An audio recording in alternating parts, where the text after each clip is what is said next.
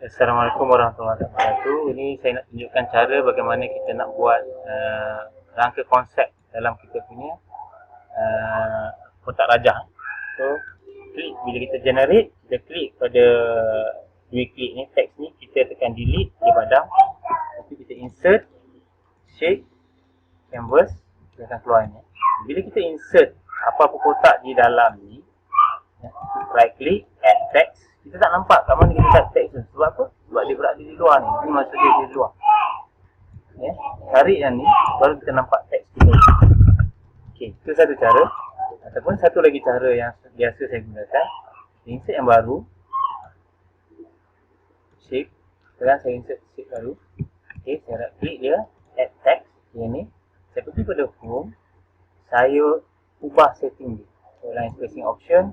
Yang ni sepatutnya dikosong, bukan negatif. Yang ni sepatutnya none. Yang ni sepatutnya 6. Yang ni 6. Okey, line semua left, right, center, tak ada masalah lah. Kalau tak center, center lah. Left, left lah. Okey, so dia akan berada di tengah. So kita type terus. Itu saja caranya. Sekian, terima kasih.